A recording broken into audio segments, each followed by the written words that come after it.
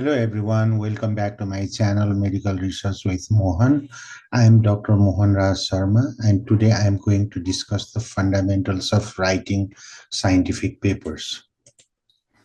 In this video, I will help you navigate the steps of developing manuscript from scratch.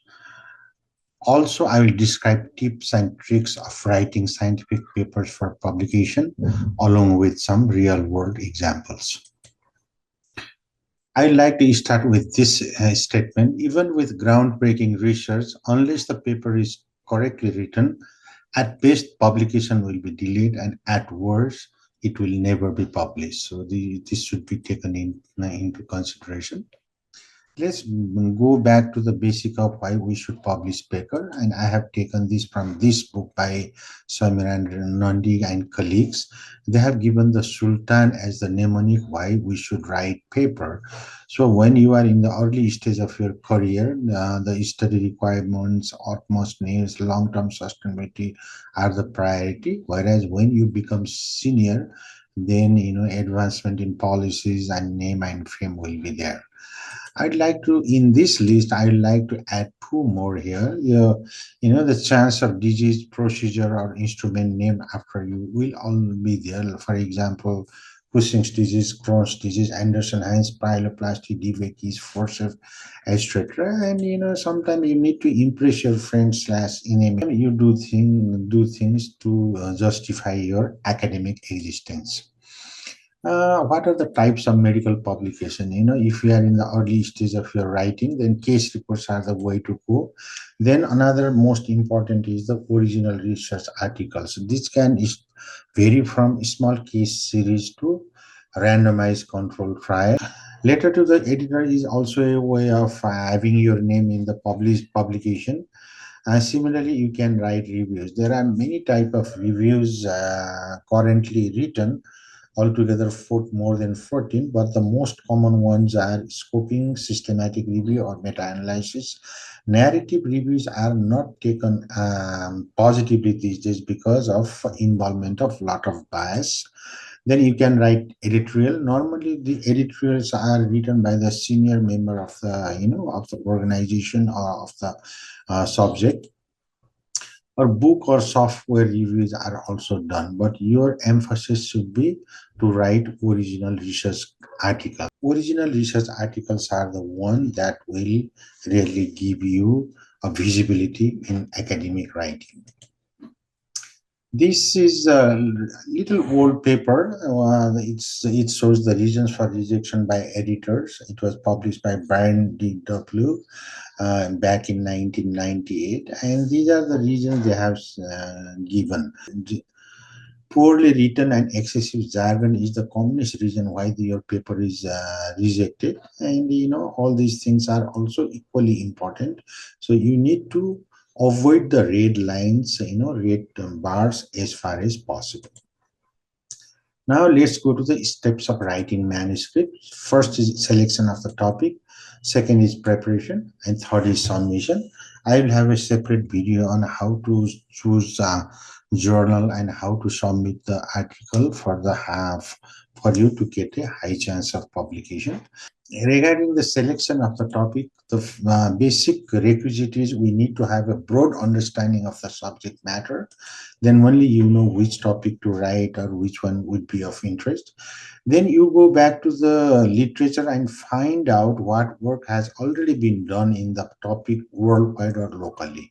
If enough paper have been published on the same topic, your chance of your article being accepted would be quite low, so you would rather choose another topic to write. Or if you have unusual cases or have a large number of cases managed in a particular way, then that would be of interest to the wider audience and will have a high chance of publication. So while selecting the topic, you should consider these things. The second step would be preparation, and third would be submission. Now again, let's get into depth on this particular thing. Why this topic? Is it historically significant in some way? Is it revolutionary in style or subject matter? This means that you have to have some wow factor. Otherwise, there are so many papers submitted to journals, especially prestigious journal every day. And if you do not have yes in these two questions, then the chance of your article being accepted for publication will be quite low. Rarely a good paper is written entirely by a single author, so there will always be some group of people who will come together and write a paper. And at the beginning of the conception of that idea, you should establish the responsibilities in paper writing and order of authorship. This is extremely important to avoid hurt feelings later on when the paper gets eventually published. Sometimes a person is asked to do a lot of work, but in the end the person is not featured in the author list, and that person will feel bad. Now, once you establish the number of people who are going to be responsible in writing this particular paper, then you have to go through this International Committee of Medical Journal Editors criteria about the authorship, so that everyone meets these criteria. These are the criteria I took from this organization's website. So substantial contributions to conception and design or acquisition, analysis and interpretation of the data, drafting of the article or revising it critically for important intellectual content, final approval of the version to be published, and the person should take the public responsibility for the published content. All the people who want to be author in the particular article should fulfill these all criteria, not single one. Then only they can be listed as authors. So the most important these days is to take public responsibility for the published content. Sometimes, if there is a question of scientific misconduct, once the paper is published, for example plagiarism, then you cannot say that, oh, I wasn't involved, I did not know who put my name there. You should be satisfied not only with the scientific rigor of the article, but should make sure that the article is ethically compliant. Now let's go to the layout. This is the general layout of the any paper, original paper. Normally there will be a title, then authors will be there, and unless it is an editorial or letter to the editor, all articles normally have an abstract. Then you will have a text proper, which is written in the IMRAD format. So IMRAD full form is Introduction, Materials and Methods. Some journal will have methods only, then results, discussions and conclusion. But you need to go through the information for contributor page of the particular journal which you have in mind and read their instruction how it should be written. But this is the general guideline. Let's talk about the title. A title should be short, interesting, and should say something about the content. It should be concise and descriptive, but not declarative. Normally, you do not disclose the result of your research in the title, but you should make the readers curious enough. Normally, titles should not exceed 15 words, and a general rule of thumb is you should be able to read the title in one breath, and it should be expressed as relationship between independent variable and dependent variable if applicable, meaning if it is an analytical study, then you should express like this, but if it is a just descriptive study, this is not applicable. And in title, you don't write abbreviations or acronym unless they are widely known, for example, WHO or ICU, but it is advised that no other acronyms are written there. This is I took from this article, creating effective titles for your scientific publication, and this chart, this table has beautifully described what are the characteristics of a good title and what are the things you should avoid. So I recommend you to go through this one by one and avoid from creating poor title of your scientific manuscript. One thing I like to caution you is always you should be non-inflammatory in your title. You should not point fingers to other individual, institute, organizations, country, or other thing. The example is this article was published in back in 1909, more than 115 years ago.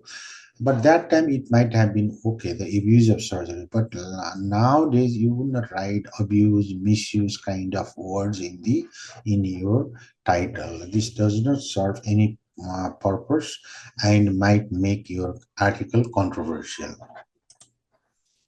Let's do one example. This is the X-ray skull of a patient who had a gunshot wound to the head, and during intubation and initial management of the patient, a nasogastric tube was inserted in the patient, and somehow the treating physician did not feel well. They got an X-ray of the skull. They found that the nasogastric tube, instead of going down into the esophagus and stomach, has gone intracranially. So it seems that it is a quite reportable case.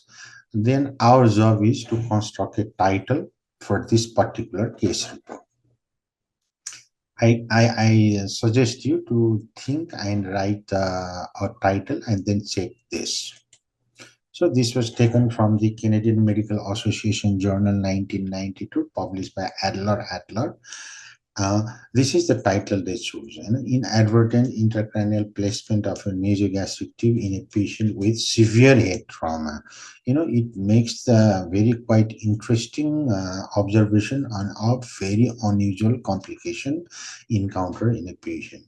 So this is one example of a very unusual case which is worth reporting, so that other fellow physician will learn from this. Now let's go to the abstract. Abstract is the only portion indexed and read by the majority of the people. And sometimes, if it is not open access, then the full text is not even available to read. And the important part of abstract is it should stand alone. By saying stand alone means that when you finish reading the abstract, you get the sense of what is there in the whole manuscript. The content should be like this in the abstract portion. There should be clear statement of the purpose of the paper, what are the methods used to achieve the study goals, what brief summary of the results, and finally conclusion. Please note that in the abstract section, you do not write discussion part. And abstracts should begin with stress and end with why this is worth publishing. You should try to give some strong, point to support publishing this particular paper. And you should follow the journal's guideline, but normally 250 to 300 words are the usual word limit for the abstract.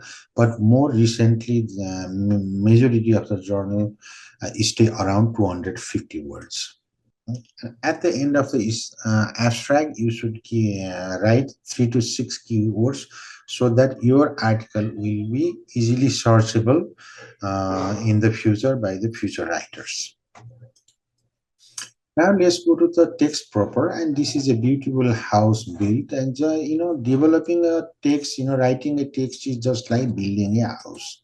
And normally a house has a front door, which is introduction. Then it has got the main body, which is the whole architecture, whole construction of the building, and then you have the roof as conclusion. Then other things, mechanics will be there, and then flooring and furnishing will be there. So we'll discuss these one by one. So let's talk about the introduction. Introduction is the entrance to your paper. So your entrance should be good so that your guest will be excited to get into your house. Similarly, you should attract your readers attention in the introduction part. How this is done is like this: you begin with a brief literature review followed by a concise summary of the rationale for undertaking the study. This is how you write the introduction. And always start with an interesting fact or assertion. For example, in 2021, 6 million people will die of hunger worldwide. But this should always be supported by the fact or citation. And second example would be third commonest cause of death in the US is medical error. This was published in Journal of Patient Safety in 2013. So with a strong citation, you write something which attracts readers' attention. Then they will read your research per se. And these are the questions you should answer while you write the introduction. What problem are you addressing that you need to describe? Why should people care about this problem? That should also be addressed. And what gap are you trying to bridge? Always what is known about the topic, what is unknown about the topic, and how is your particular research going to bridge that gap? That's all the reviewer want to say. The most interesting introduction begin indirectly but strategically. You don't write about a big explanation about the topic. You don't do that. And normally, introduction parts should stay around 150 to 200 words. So, introduction, the word itself means introduction. It is not literature review that you should take into consideration. At the end of the introduction, you write rational, and these are the questions you should answer in your rational part. Is this study bigger, continued for longer, or otherwise more substantial than the previous ones? Hardly there is any topic left which you are going to write for the first time. There will nearly always a paper which is written by other authors in the past, but now you are writing another paper, and this question should be answered on this particular aspect. Second is the methodology of the study any more rigorous than the previous studies? Or is the population you are going to study different in any way? There is no harm in writing another similar paper, but the population where you have drawn the data can be different, and it might be interesting. Is the clinical issue address of sufficient importance to the public or policymaker to make new evidence politically desirable? So that if our study has been done in one particular aspect, and if you are going to see that from another aspect, for example, you have done a study on outcome of a patient with traumatic brain injury. Enough studies have been done, but let's do another study about the financial aspect of managing head injury. That will be very interesting, and your chance of paper being published is much higher. The material and method section should follow this guideline. It should be short, it should include enough details for it to be reproducible. If another researcher in the future wants to repeat a study similar to it, then they should be able to follow the methodology you adopted. You should describe statistical methods with enough details so that it will enable a knowledgeable reader with access to the original data to verify the results.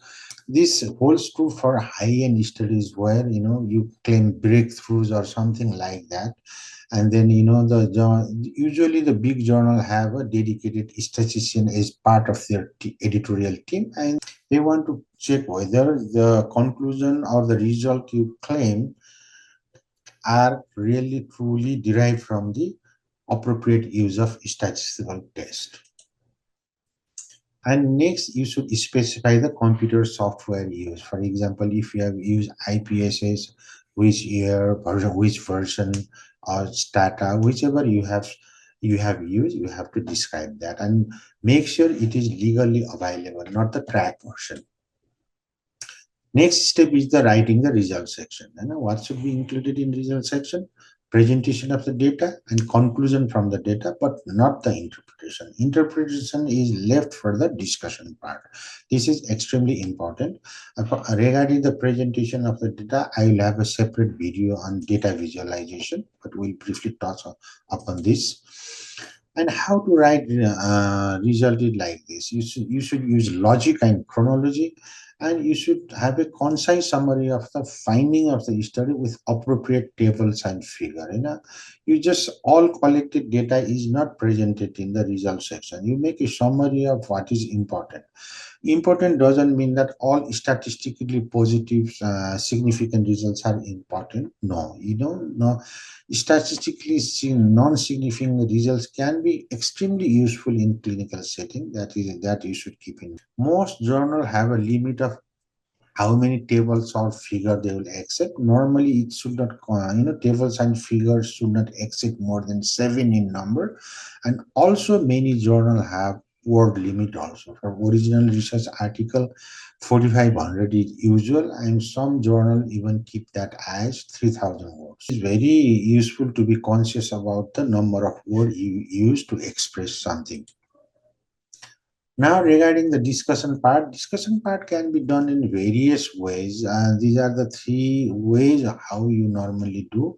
One is chronological, like the order in which events happen in time. For example, if you are writing a paper about the outcome of patient with traumatic brain injury, then you would start with causes of head injury, what were the causes, what was the patient's condition at on admission, how were patients managed, and what was the eventual outcome in your cohort of patients. So that is a chronological way. While writing chronologically, you should start a new paragraph whenever you move forward or backward in time. And next way of writing discussion is based on the topics. It helps you discuss the various aspects of a subject. Third way is comparing and contrasting. It helps you analyze how two or more subjects are similar or different. In your population, if your finding is different from what is written previously, then you should give the reason why you had that result compared to others' result. This is how you write discussion part. You should concisely emphasize the major finding of the study in the discussion part and explain why they are novel and important. Always don't claim anything that is not justified by your results, though, and support your argument with appropriate reference of previously published studies. This is important, and do not reiterate the actual data presented in the results section. And this is especially a problem of early stage researchers, where they just copy the result section into the copy and paste the result section into the discussion part. You should just summarize it. That's all. And link the conclusion with the goals of the study. Always, the when you reach conclusion about a topic, then you should always tag that with your rationale of conducting the study. Avoid unqualified statements and conclusions not supported by the data. If your results are in conflict with other reports, discuss possible reasons for this. Regarding the example of traumatic brain injury, normally head injury is more common in males, but in your particular study, if you find more females were involved, then you should be able to give a reason for this. This is how discussion is built.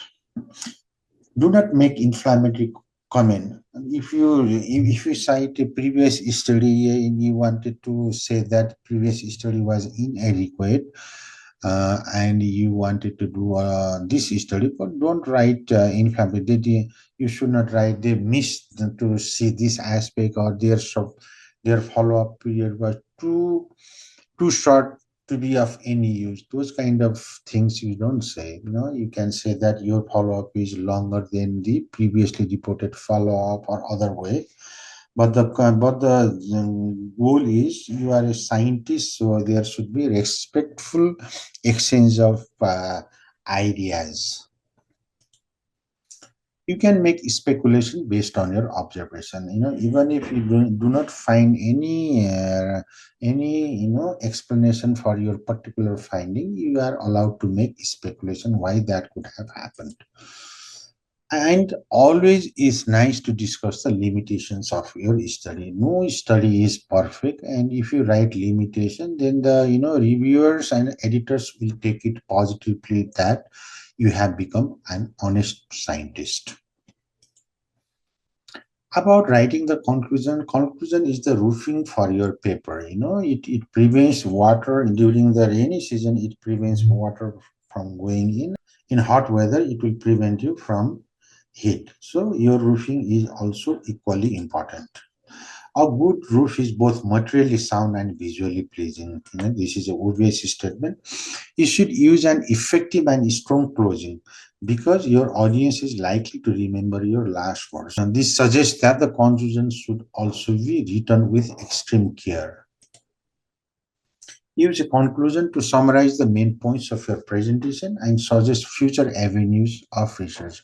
As I said earlier, no research is perfect and complete. So there will always be some limitations in your study, and you would suggest the future researcher to address those areas. Next step is you have to write the references. You should provide direct references to original research sources whenever possible. If you want to refer to some, landmark article, then you should try to go to the original article that describes that particular thing. For example, if you want to say something about Glasgow coma scale, then you have to go back to the original paper of the early 70s. Not that you put something published in 2018 and that paper cites that early 70s paper. To write the reference, you should consult the ICMJE criteria for general guideline, and then the your intended journal's instruction to authors for proper style of references. And regarding the reference, you should be consistent with the style and be complete with the information. You don't write shortcut or incomplete references. And these days, reference management softwares are extensively used, and they should be used because they are very good in organizing the paper and writing the reference. The three most common in use are Zotero, EndNote, and Mendeley, and all three are equally good. However, Jotaro is a free version. EndNote and Mendeley also come with a small subscription. Next is investment and financial disclosure. Now, every journal wants to have you declare whether you have any conflict of interest, but specifically if your manuscript discusses a particular instrument, equipment, device, and drug, and this should be explicitly stated.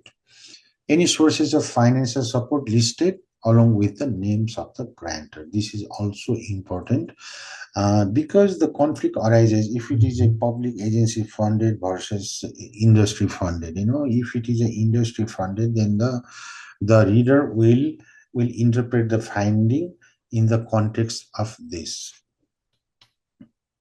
Next section is acknowledgement sections. Those individuals who supported you during the data collection and drafting of the manuscript, but who did not meet the ICMJE criteria for authorship should be listed here. For example, your colleagues, teachers, research technicians, or statisticians, they can be acknowledged. But remember that still you need their consent before you can write their name in the acknowledgement section. This I said earlier, they contributed but do not meet the criteria for authorship will go there. Now let's briefly discuss about how you develop the text. This is called home furnishings. What makes a place not only livable but pleasurable. If your home is not furnished well, then it's not really, pleasurable. You can manage to live. So this is extremely important, especially when there is a cutthroat competition to publish in a reputed journal. It is made up of details, examples, and pertinent facts. Do not beat about the bush. You either have evidence or you do not. You take this into account. You just present fact. When you have to be very conscious about the number of words you use, and do not thump on the table. So how you interpret whether somebody is thumping on the table, you use the word always, never, surely. You do not use these words in academic writing. Nothing is perfect in science, especially in medical science. And you should use this in addition, moreover, kind of words rarely. They just consume, space and increases the number of words used. So you should not use this. And while you develop the text, you should do progressive disclosure of the information, like a striptease show artist. If you say everything in the beginning, then the reader will lose interest to read the your rest of the article immediately. And every sentence should make a single point, and no sentence should be more than 22 words. Then it becomes a very lengthy expression, and there is a risk that the reader will lose interest in reading your article. Let's talk about the mechanics, which involves grammar and spelling specifically. So it is also called plumbing and wiring, because plumbing and wiring are expressed this way. They are invisible when functioning properly, but they create big nuisance when not. If your flush doesn't work, then immediately it's a nightmare. Same thing happens in developing a text and getting correct grammar and spelling and other things. Grammar, syntax, diction, punctuation, and spelling are the particular areas where you should focus. And normally you use the active voice like we measured. Passive voice is used in this situation when there are two or more action in a sentence, or when the doer of the action doesn't matter, or you do not really know who did it. For example, vital signs were recorded. If but your primary objective is what is the blood pressure of a patient with trauma, then we measure blood pressure. You should write that way. Use of a and the and use of comma, semicolon, and colon are the common problems for non-native English speaker that you should check. And nowadays you can use English checking software like Grammarly, or you get this checked by native speakers of English. Or journals also have a language editing service, but they usually charge money for that service, and you may not be able to afford that. Regarding the tenses, use present tense for established general knowledge, like obesity is an important cause of stroke. Gunshot wound to head with bullet track through ventricle is uniformly fatal. So those kind of things can be, written in the present tense. Use past tense for particular results and for what you are reporting in this manuscript. Like hypertension was significantly more common in patients with subarachnoid hemorrhage. Use present or past participle tense when referring to your figures and graphs, like kidney ureter and bladder radiograph showing uretary calculus, or photomicrograph demonstrates acid fast bacillus. Generally use present tense to write conclusion. It's now you are making the general statement of what you found. Rarely you can use past tense also. So you should avoid certain things while you develop your manuscript. Number one is this, you have done really good research and generated new evidence, but you should not claim more than what you have generated. Don't claim that your article, your finding would establish something. To establish something or to prove something, you should have a really, really large amount of data. If you have it, yes, you say, but general tendency is to claim more than what you have presented, that you should avoid. And don't distort your finding to get things to make things attractive like this. So you should not do that. So just plain simple way you express your results and try to justify why your results are important to the scientific community. Nothing more, nothing less. Revision is always recommended before you submit your article to the journal. At least 5 or 6 times you should revise your manuscript. What is said is you should laugh at the first version of the manuscript. That is a proof that you have revised sufficiently. During revision, you should check meaning of every word and use better synonym if possible.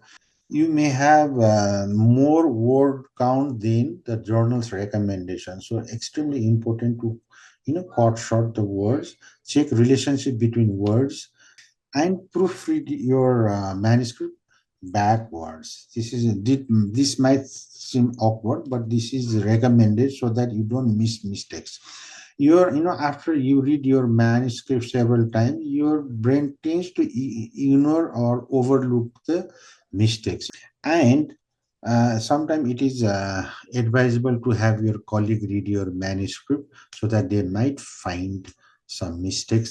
And another aspect is you should check requirements of your journal. Are there word, page, or figure limit? Extremely important. If your paper is test rejected just because it doesn't comply with the requirement of the journal, you will feel bad. This I just wanted to show here. This is the picture of Dr. Andreas Krutenich. He is the one who developed the coronary angioplasty back in 1970s, and he did this. He submitted his paper for oral presentation in the US, but his paper was rejected, and instead they gave him as a poster presentation. The first picture, this picture shows he is explaining to the audience about the results of his research.